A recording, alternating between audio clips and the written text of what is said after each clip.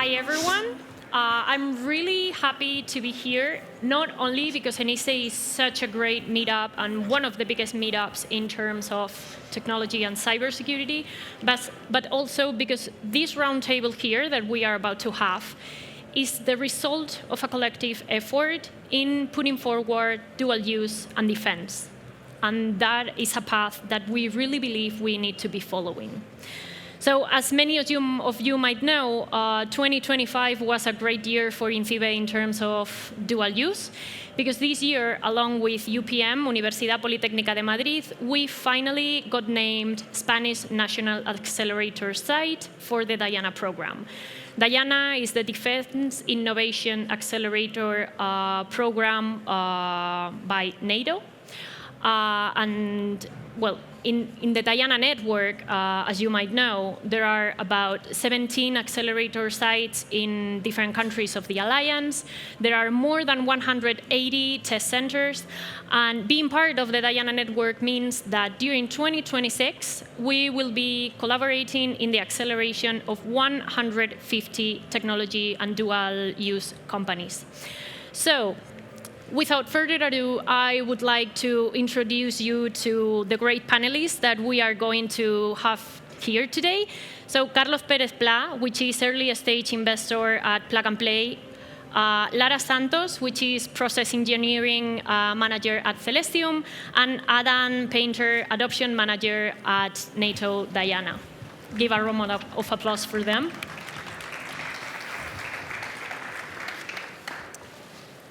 So, a lot of juicy topics to deal with, actually. We are really excited to be here.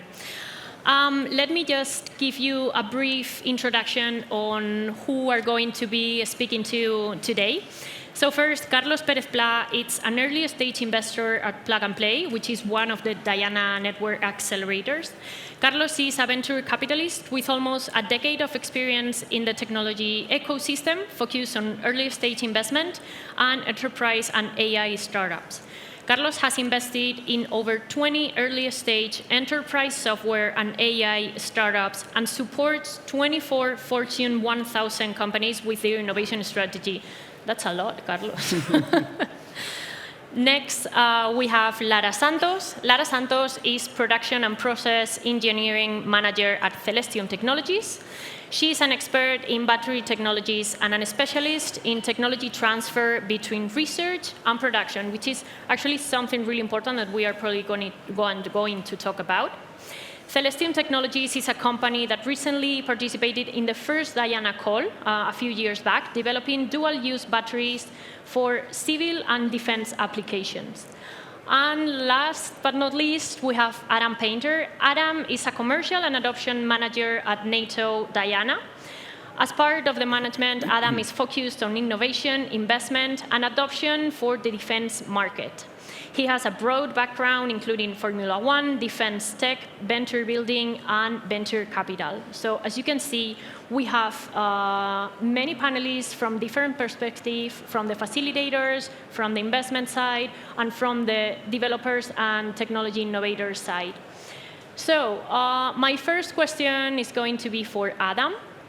In regards, from that facilitator's perspective, how are institutions such as, for instance, NATO, which is the one you clearly know about, facilitating the transfer and commercialization of dual-use technologies, for example, like harmonizing regulatory frameworks, for instance? How are they doing that? Yeah, so thanks so much. Great to be here today. And obviously, it's great the fact that NATO Diana has spread and moved into Spain. So it's great to kick that off and represent the organization here today. I think first off, just to give you a little bit of background on what NATO Diana does, if you don't already know. So NATO Diana is the defense accelerator for the North Atlantic. Effectively, we do a number of things. One is around understanding the capabilities that end users, governments in NATO need, and we start to bring those together and effectively understand what those are and then put calls out to nations. And effectively, we understand where the gaps are, and we try and fill those with exciting, innovative technologies, particularly in the dual-use space, but leaning towards the defense space. Effectively, from us, just to give you a bit of a sizing of how big we are, so As you know, we cover all 32 countries. We have 17 accelerator sites. Last year, we had 74 companies in our cohort. And this year, we're going to upscale to 150, and that starts in January. And effectively, we had over 3,600 applications from all NATO countries apply to our program. So you can understand the size and scale of what we're trying to do. We have 3 offices. One is based in London, one is in Tallinn, and one in Halifax in Canada. And effectively, to answer your question about facilitating the commercial adoption, there's a number of things that we do. So as I said, we try and understand the capability gaps that governments, end users need to be able to fill and meet the need of today. I think the other ones are around a couple of things we do from a framework perspective. So not only are we a traditional accelerator where we help companies go from where they are today to hopefully adoption, and adoption is our key word, so we try and get the companies into the hands of the end user as fast as possible. We do that through a number of different things. So we do that through a couple of frameworks that are very new to us, and how we try and get NATO to innovate, not only on the innovation side, but also on the policy side. So we've created a number of things. One of them is called a rapid adoption framework. And effectively, that allows our companies who have entered into our challenge program the ability to go out, understand, and learn, but then also, once we understand where capability is, we try and pair that with the nation, and that allows them not to go through competition. So, as you know, there's a lot of governments run competitions for procurement. Effectively, because the companies have gone through that with us, we don't have to do that, and we go for a single source procurement option. So there's a number of different ways we're trying to do that, and effectively that is sort of one of our key things. Lastly, I just want to touch on our relationship with investment. So NATO itself doesn't necessarily have a vehicle for capital markets to engage with, and effectively Diana is bridging that gap. So effectively we're building an investment network effectively across 32 countries to help, firstly, our accelerator and our innovators, and secondly, to help change and speed up policy, and particularly where investors struggle is around that understanding what signals the market needs to be able to invest more in companies that might have innovative technologies. So we're really trying to demystify NATO.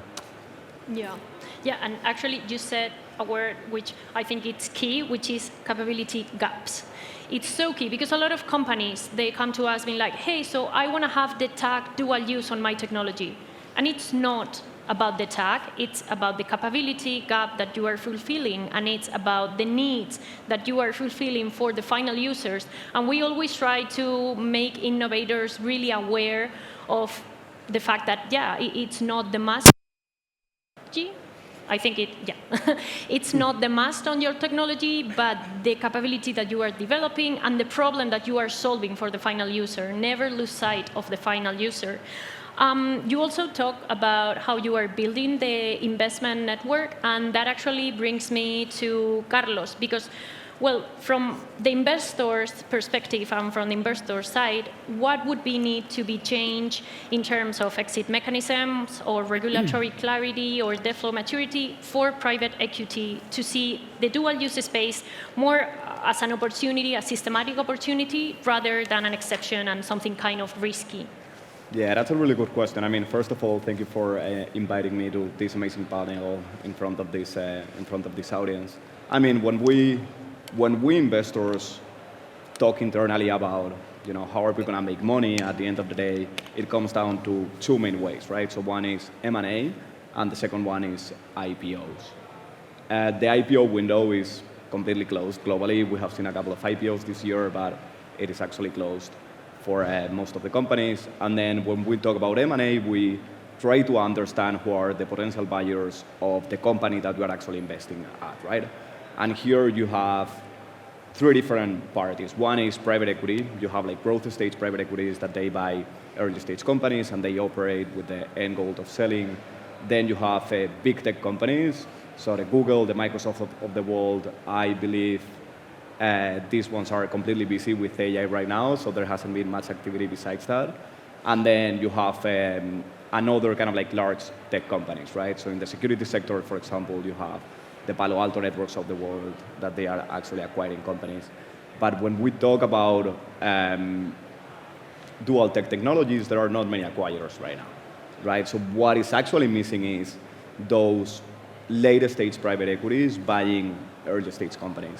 People usually forget, but private equities and venture capital, we also have investors. So in order for a private equity to exist, we need all the LPs, we need public money, we need all the endowments and pension funds to also invest in these private equities, because I think the opportunity is massive, and we're starting to see not only in Spain, but also in Europe, new funds, but it's still very, very early.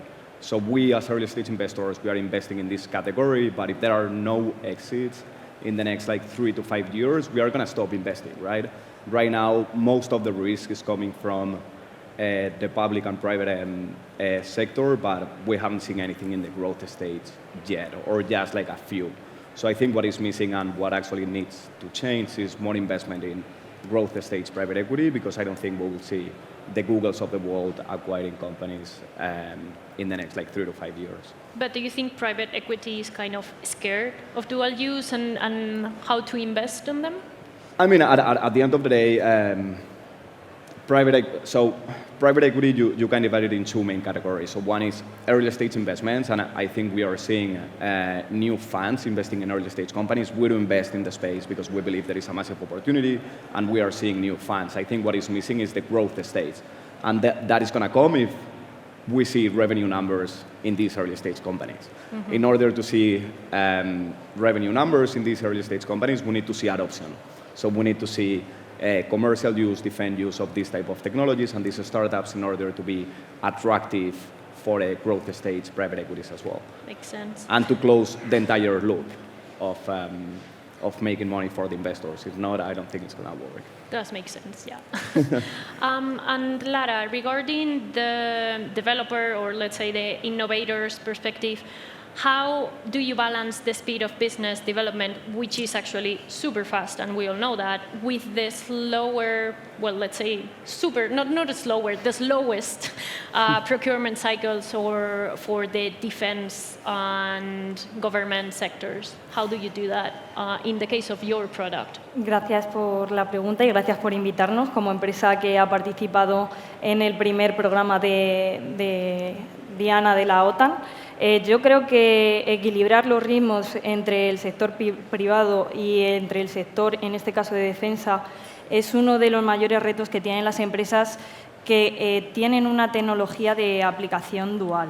Yo creo que la estrategia aquí es tener dos velocidades de desarrollo muy coordinadas, pero no dependientes entre sí. O sea, yo creo que la estrategia de cualquier empresa pequeña, hablo como una startup, de alta tecnología, aquí es encontrar nichos de mercado altamente eficientes. Y hablo de alta eficiencia refiriéndome pues, a que aporten un valor y una financiación a la empresa que al final, por un lado, permita seguir innovando, porque este es el componente que nos diferencia a las pequeñas empresas de nuestros competidores, y por otro lado, que dé esa estabilidad económica para adaptarse a los ciclos más largos que tiene el sector de defensa, ir acreditándose, ir certificándose, ir pasando las validaciones, por ejemplo, la validación electromagnética, que es terrible, lo comentábamos antes, y para ello hay que definir bien la planificación y contar con un equipo especializado en el corazón del producto. Además, yo creo que de este evento somos los únicos, la única empresa que habla desde el producto, porque sí que es verdad que el público es muy de ciber. Pero yo creo que hay que contar con un equipo especializado en el corazón del producto, y ya en la segunda fase de desarrollo del producto, donde tú especificas y modulas ese producto pues para unas regulaciones más o menos críticas, unas certificaciones o unos estándares de utilización completamente diferentes, como son en el sector privado y en el sector de defensa. ahí es donde esta fase implica inversiones diferentes, implica colaboradores diferentes, implica tareas de ingeniería diferentes. Yo creo que al final hay que crecer rápido en el sector civil para que te otorgue esa flexibilidad y esa agilidad para que todo tire otra vez de la rueda. And so far, would you say that you are able to do that at Zelestium? Are you achieving that goal of maintaining the equilibrio de ritmos, balancing rhythms effectively? Estamos intentándolo. La verdad que las regulaciones son complicadas aquí en España, las cosas van muy lentas. Al final yo creo que la estrategia está en formar pues eso, un equipo dedicado a la base sólida de la tecnología y luego contar con unas personas, un equipo de personas especializadas en el sector al que te vas a dirigir. Además, estando aquí, yo creo que lo más importante de un producto hoy en día también es ir abrazados de esa digitalización y de ese mundo del dato y contar también con un equipo especializado en ciberseguridad, en inteligencia artificial, que ahora se utiliza para todo. Te permite, por un lado, pues, satisfacer la demanda tecnológica que tiene el mercado civil y, por otro lado, otorgar a tu producto pues, de una credibilidad, de una fiabilidad y de una integridad pues, que se requiere en el sector de defensa. Yeah, and actually you mentioned something that is actually a problem for so many companies, which is they already have the civil market covered. They have the technology, it's already really good developed, but they don't have the defense area expertise. And that's such a hard transfer for innovators, because whenever they have that market covered, they have to jump to another market which is completely different, and they are lacking professionals or mentors or experts that can help them and guide them through that step. So that's something about dual use that a lot of companies are finding, which is the lack of knowledge in how to jump to that defense arena. I would like to now open a bit of an open debate for all of us. I am going to be posing some questions, and we can just share our visions about them. So, in the current landscape, what type of strategic alliances, like with integrators, with the primes, with the MODs, with the R&D centers, do you consider to be key to gain traction in the dual-use ecosystem? We can start by Adam. Yeah, I mean, the easy answer is all of them, because that would be a perfect scenario. But I think trying to be pragmatic, I think the focus really should be on trying to gain access to end users. A lot of our startups in our program have accelerated the fastest once they understand what their use case is and being really specific about it. It does change a lot from the commercial use case. So effectively, once you understand what that use case is, get it into the hands of the end user as fast as possible and iterate and test. A lot more MODs now are being very open and collaborative with access to end users than we've ever seen before. And this is partly, obviously, because of the Ukraine war, but also just because of the need to accelerate innovation. And I think focusing on that from our side is probably the key thing. And then second, particularly if you're a subsystem, you have subsystem products that need to be integrated into bigger sort of overall products. You know, we're talking ships, planes, things that move. Effectively, trying to understand where your system might sit and how best to try and integrate that on current or future existing platforms is something to really understand. But I couldn't stress the end user question is a big one, and you should really focus on that as an end user. Yeah, and we are at INCIBE, we are a government agency. We are not an MOD, obviously, part of the MOD. But the thing is that as a public institution, we really have, and especially the MODs, we really have to be there for the innovators. Like, the ecosystem cannot grow and cannot develop if we just keep on having exactly the same contracts in the same way and putting the same barriers to innovations that might be key innovations or might not. but we have to open that door as public administrations. We really have to open that door to innovators to make sure that we are achievable, that we are there, and that we let them know what needs do we have. As that would be said from the public administration area. What do you think about that in terms of investment?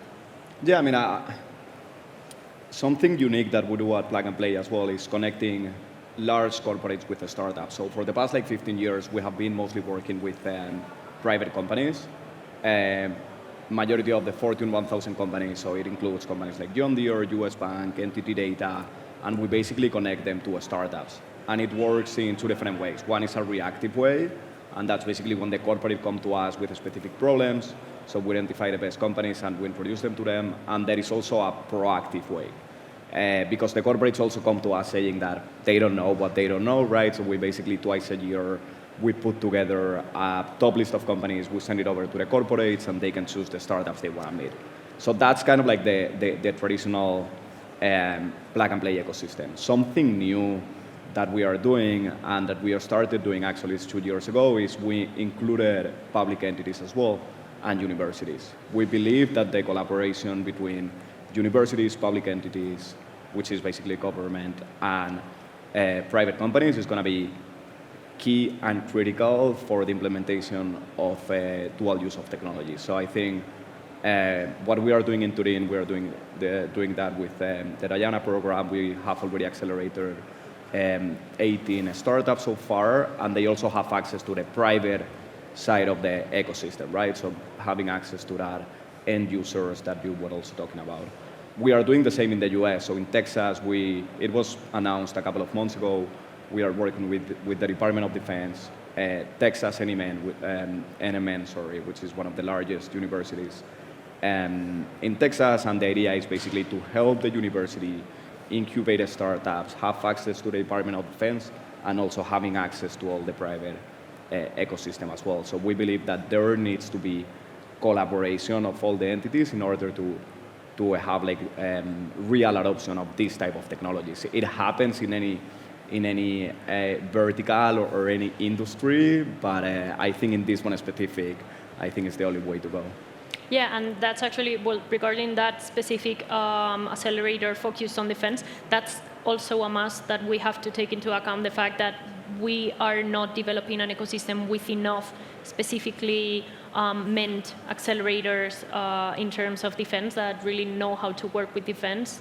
We really have to work on that also in general as a whole.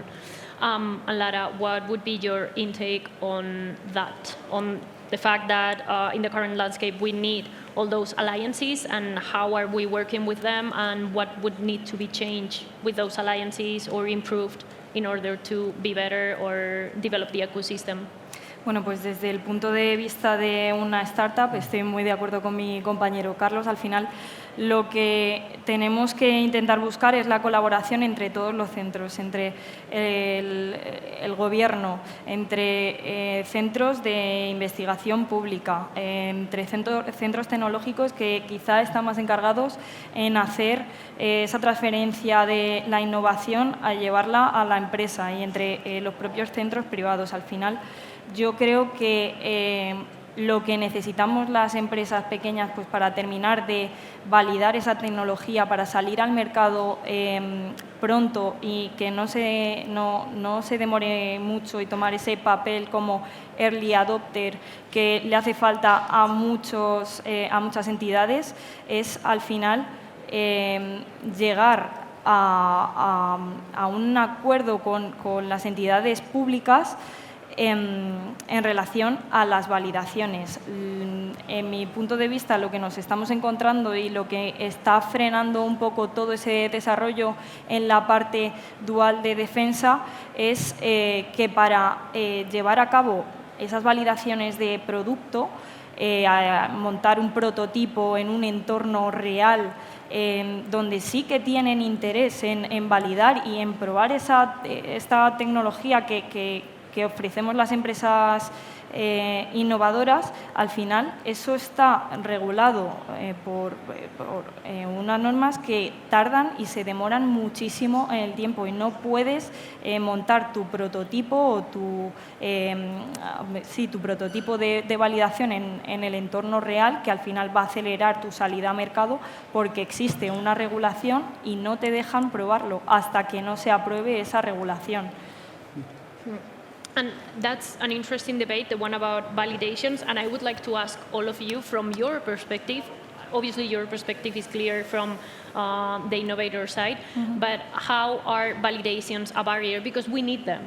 Like, we need them and in really specific terms, but how are they a barrier for you to invest, to make sure that they have these validations completed, or for you as a facilitator to make sure that they go ahead with those validations, and how can we make that barrier shorter, or at least make it not disappear, but help to fix the barrier that means for innovators? Adam? Yeah, no, I think there's a few things that I suppose we are trying to fix some of these with real-life solutions. So effectively, a lot of what we do is not only run the accelerator, but we also try and help the adoption side. So we have a large group of people, military people serving, that help us support our startups and try and cut through some of the barriers to entry.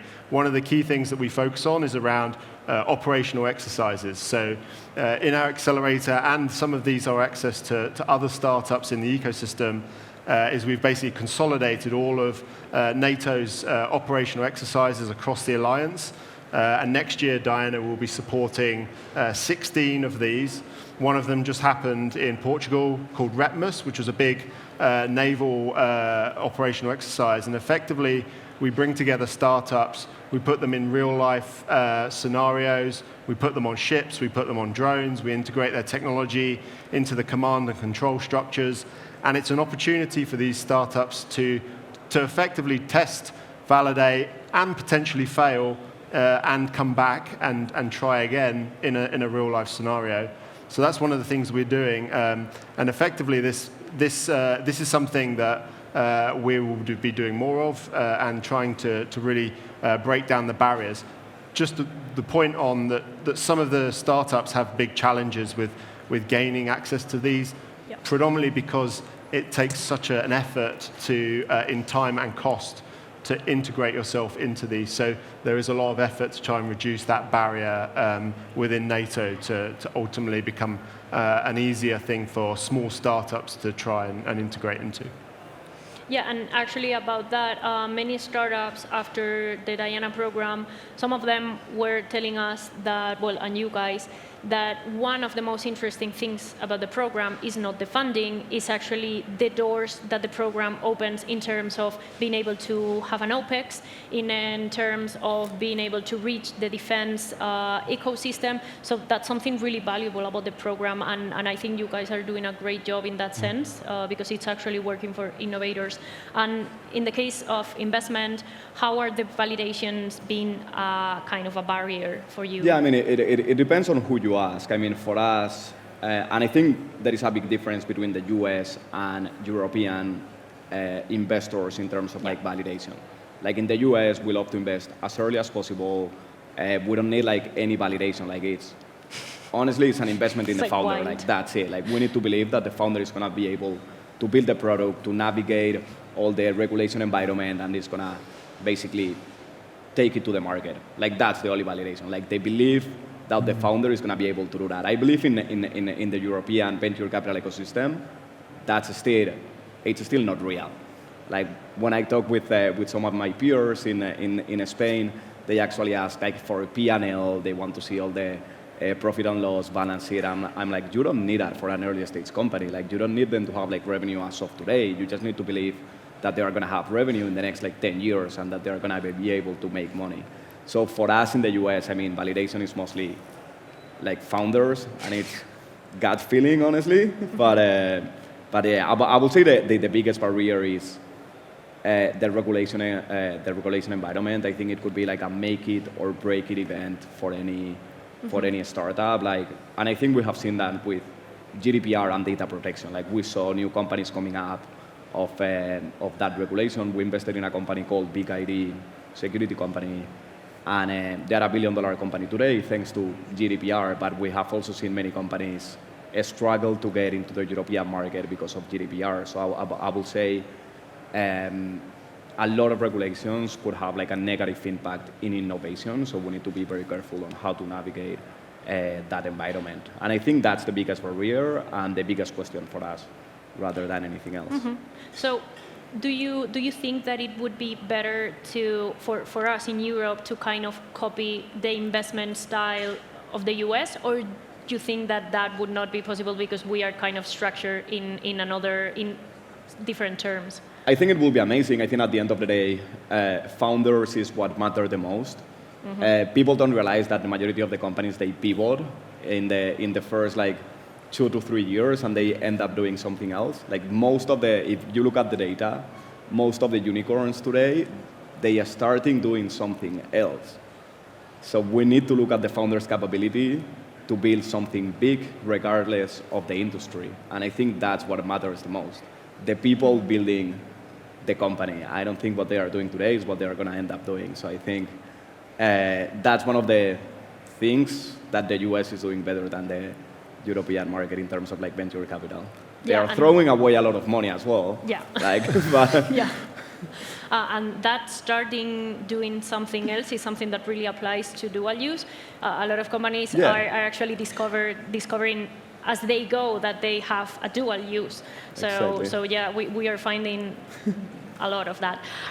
Okay, so now I would like to ask each of you to take up 2 minutes before we leave to give an advice to an innovator. Let's imagine that here are tons of innovators that really don't know, they are approaching dual use, they think they might have something, they don't really know where to start, they don't really know if they are actually going to be able to get into the defense market. So what would be your advice in 2 minutes max?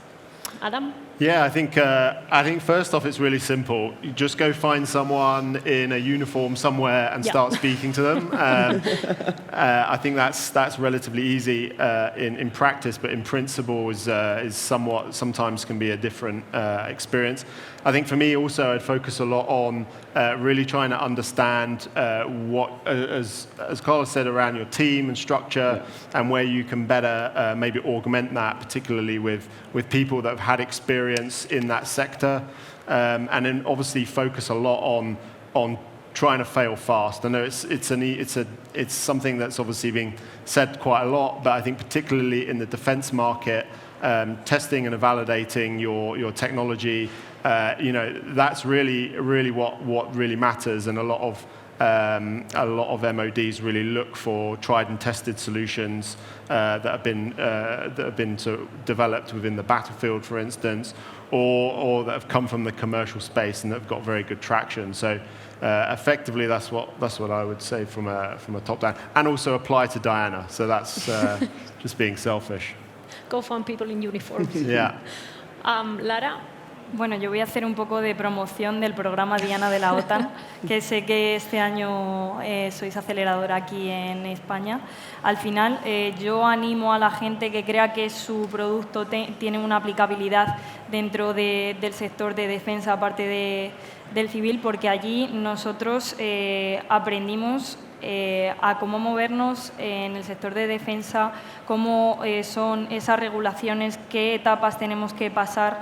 Nos dio una visibilidad enorme en el sector y además que estaba muy bien organizado porque hay mucha gente de muchos productos muy diferentes. Entonces es un programa en el que podemos caber y hay muchos nichos de mercado y bueno, básicamente animaros a que os presentéis,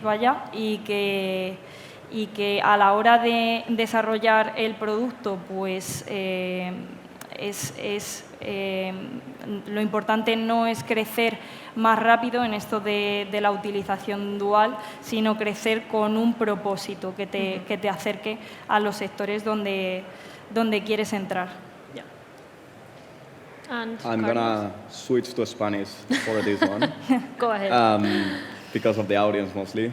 Pero diría que principalmente son dos cosas. Una es creer en vosotros mismos, o sea, creo que es algo que falta mucho en España y creo que a veces pecamos y no nos lo creemos lo suficientes. Creo que en Estados Unidos eso lo hacen muy bien. Si tú vas ahí es todo enorme, todo lo hacen muchísimo más grande y no significa que sea mejor. Creo que aquí falta un poco de creérnoslo más y básicamente como esa cultura de que se puede hacer algo grande, ¿no? Eso es uno de los consejos que le doy a todas las empresas que vienen a Estados Unidos y vienen a las oficinas. Y dos, creo que otra de las cosas que falla aquí es moverse rápido y fallar rápido. O sea, en Estados Unidos también son muy buenos en eso. En cuanto hay un problema, se olvidan de él y se ponen a ejecutar lo siguiente. Aquí creo que nos movemos un poco más lento, nos quedamos analizando qué es lo que ha pasado y todo el mundo falla en el camino, no hay ejecución perfecta y no hay que obsesionarse con los fallos, sino hay que olvidarse de él y ir a por lo siguiente. Y creo que eso es un poco los consejos que les doy. Creer en vosotros mismos y moveros rápido, que no pasa nada por fallar y que al final todo llega. Yeah, in general terms, in Europe, we are really scared of failing. Like of trying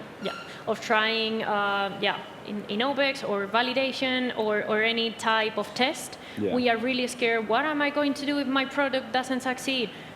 Go find the problem, go find the solution, fix it, keep on working. And we don't really have that culture in general in Europe. We don't really have that go for it culture in terms of don't stress about what's wrong, just keep on looking for solutions. And I'm like Diana as a program is also trying to kind of fix that for innovators, being like just go there and try it and ask for it and ask and find important people that is going to, not important, but find the right people to make your product better, find the right people to ask. Yeah. So that's what we are taking home. I really hope that this was an interesting roundtable for all of you. And in case you are a startup or you are an innovator, you have here these amazing people to ask about dual use. Don't miss the chance because they are not going to be any closer anytime soon. Ask them and put your product out there and try to reach as much funding and contacts and opportunities as you can, because that's what dual use is about. So thank you so much for being here today, all of you. And it was actually great to be here with all of you guys. Thank you so much.